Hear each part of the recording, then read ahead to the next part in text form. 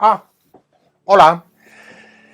Yo creo que si no reflexionamos en profundidad sobre ciertos conceptos que, ¿cómo decirlo? Yo creo que son, polisémicos, poliédricos, están muy manidos, son objetos de mucha manipulación, nos llenamos la boca con ellos tantas veces.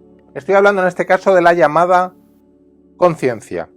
Y ya digo, si no indagamos en estos conceptos en profundidad, a mi modo de ver las cosas, sin rigidez, sin dogmas, sin determinismo alguno, sin manipulación en la medida de lo posible, yo creo que difícilmente podemos otorgar un sentido más amplio a nuestra existencia. Y perdón por ponerme tan trascendental. Tratar de cambiar nuestra condición individual, ojo, pero también social, ámbitos para mí indisociables. Esa es otra también. Tanta manipulación en torno a eso del cambio interior, el mero cambio interior del individuo, tantas veces con ese lenguaje, místico, espiritual, para mí tan rechazable, pero bueno, eso sería objeto de otra discusión. Ya digo, si queremos de verdad cambiar las cosas, y dada la cantidad de estupidez y de manipulación que vemos a diario hoy en día, yo creo que es necesario un cambio en profundidad. Indaguemos un poquito en torno a la conciencia. Bueno, veremos si no nos ponemos demasiado abstrusos, porque esto de la filosofía a veces se las trae, no la filosofía en sí, sino la manera de explicarla. Bueno, pues es un lenguaje demasiado farragoso. Según el diccionario de Ferrater Mora, el término conciencia tiene al menos dos sentidos.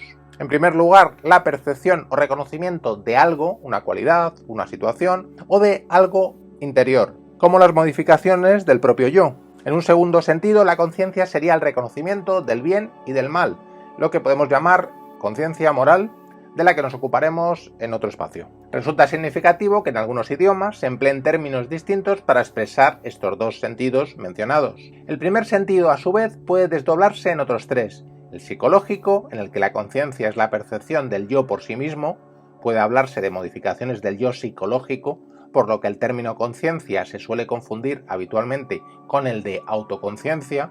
El epistemológico o gnoseológico, en el que la conciencia es primariamente el sujeto del conocimiento. Se habla entonces de la relación conciencia-objeto similar al conocimiento. Y el sentido metafísico, en el que la conciencia se suele denominar el yo, supuestamente previa a toda esfera psicológica o gnoseológica. Con la filosofía crítica de Kant, el concepto de conciencia adquiere, especialmente en el sentido de autoconciencia, una interpretación que será clave en lo que luego llamarán el idealismo alemán, con autores como Fichte, Schelling, Hegel. Kant distingue entre conciencia empírica, psicológica, perteneciente al mundo fenoménico, en las que su unidad solo puede llevarse mediante la síntesis establecida, mediante las intuiciones del espacio y del tiempo y los conceptos del entendimiento. Y la conciencia pura o trascendental, que supone la unificación de toda conciencia empírica, es decir, la formación de la identidad de la persona y la posibilidad del conocimiento. Dicho de un modo más elemental, para Kant, la autoconciencia, conciencia psicológica, produce en nosotros en primer lugar la relación de los fenómenos y su unidad se produce en cuanto unidad trascendental de la autoconciencia con la consecuente posibilidad del conocimiento. Con Fichte y Hegel se producirá un paso de la idea de la conciencia trascendental, gnoseológica, a la idea de conciencia metafísica. Fichte hace de la conciencia el fundamento de la experiencia total y la identifica con el yo que se pone a sí mismo. Lo que realiza Hegel es describir grados o figuras de la conciencia en un proceso dialéctico en el curso del cual el despliegue de la conciencia es identificado con el despliegue de la realidad. En Hegel, la conciencia abarca la realidad que se despliega a sí misma, trascendiéndose a sí misma y superándose continuamente a sí misma. Así, una de las figuras hegelianas es la conciencia infeliz o alienada, que aparece como dividida y contradictoria sin que se acabe produciendo una síntesis o saber absoluto. Como es sabido, Marx será heredero del sistema de Hegel en un primer término, pero se acabará produciendo una ruptura con su pensamiento a través de otro autor, de Feuerbach. La crítica que Feuerbach realiza a Dios, como una fantasía del ser humano, Marx la extiende a la propia filosofía. No es la conciencia por sí misma, en cuanto a autoconciencia absoluta, quien pone la naturaleza, la sociedad, la historia, sino que es el hombre, en cuanto ser de la naturaleza, quien adquiere en sociedad conciencia sobre sí mismo y de su posición en la naturaleza y en la historia. Marx llevará la crítica hasta toda la filosofía alemana al desenmascararla como ideología. En lugar de partir de las ilusiones e imaginación de los hombres, se parte del hombre activo y se presenta el desarrollo de los reflejos y ecos ideológicos del proceso de su vida real. En otras palabras, para Marx no es la conciencia la que determina la vida, sino la vida la que determina la conciencia. Esta segunda postura se identifica con una vida real, que supone la existencia del hombre en su conflicto con la naturaleza. Marx transforma la pura dialéctica de la conciencia de Hegel en una dialéctica de la sociedad, la cual se va haciendo compleja y sutil en el pensamiento marxista a medida que se investigan las condiciones económicas de la existencia social. La confirmación de la conciencia social se concibe como resultado de las contradicciones entre las fuerzas de producción y las relaciones de producción. Para Marx, el comienzo de la evolución de la conciencia humana se establece en una llamada conciencia de la manada o de raza. Como es sabido, la anulación de las contradicciones para el comunismo marxista pasa por la anulación de la división del trabajo, la cual pasa por la eliminación de la propiedad privada mediante la revolución. Por lo tanto, la dialéctica de la conciencia social acaba siendo una teoría de la revolución. Con Marx se produce un giro en la problemática de la conciencia, en la que abandona el campo de la filosofía y pasa de la teoría a la praxis. Con Engels se completará la dialéctica de la sociedad de Marx con una dialéctica de la naturaleza. Si el movimiento dialéctico impulsa la historia, Engels lo entiende de modo tan universal que lo observa como cualidad de la materia, causa de todos los movimientos de la naturaleza y de todas las transformaciones de la propia materia, en la que están el origen de la vida, de la naturaleza y de la historia. Se trata de una dialéctica objetiva de la naturaleza que se reproduce como dialéctica subjetiva en el pensamiento humano. Los pensamientos son imágenes de la realidad. La inversión materialista de la filosofía de Hegel con la implantación de una concepción materialista de la historia se ha producido.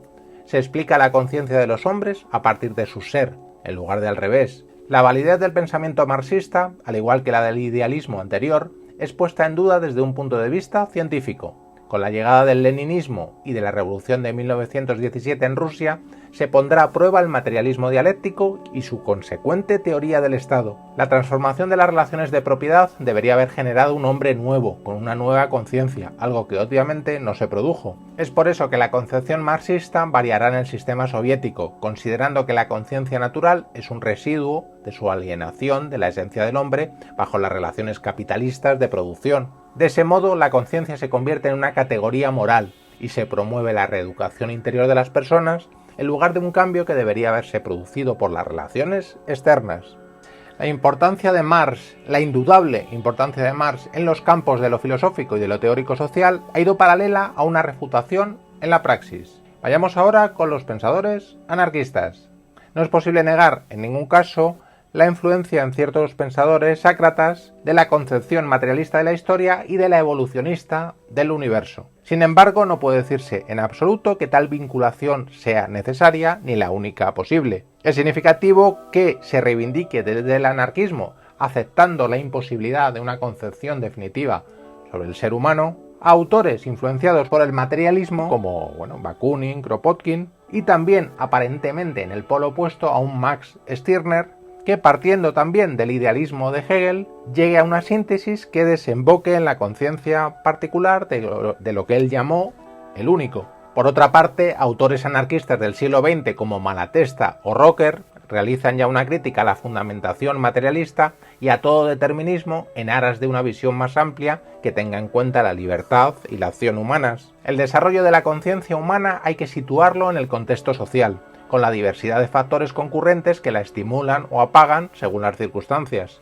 Otro anarquista, Herbert Read, consideraba que la conciencia del individuo, así como su vitalidad, dependían de su rol en la sociedad. Si es meramente una unidad en un cuerpo colectivo, su vida será gris y limitada, pero todo lo contrario si es en sí mismo una unidad y puede desarrollarse y expresarse. Por lo tanto, para la concepción anarquista, la libertad es clave para el despertar de la conciencia. Y el origen de esta, así como de la propia moral en su conjunto, estarían en gran medida en las relaciones entre el individuo y la colectividad, el contexto social, aunque se valora enormemente la conciencia de uno mismo como ser humano particular. Por otra parte, desde esta posición particular del individuo que combate toda fuerza externa que pretenda constreñir la libertad de conciencia de sí mismo, se busca la máxima creatividad y, en libre unión con su semejante, las más óptimas relaciones sociales, con el consecuente nacimiento de una nueva conciencia social y política. Algo muy diferenciable de ese nacimiento de un hombre nuevo al que aludía el marxismo o el marxismo-leninismo, que bueno, que no se pretende convertir al ser humano en algo diferente, sino buscar las mejores relaciones sociales. Un concepto este de la conciencia, bueno, complejo, muy interesante, objeto de una polémica permanente, sin dogma alguno, que para mí es lo que nos hace avanzar, aunque sea un poquito. Hasta muy pronto.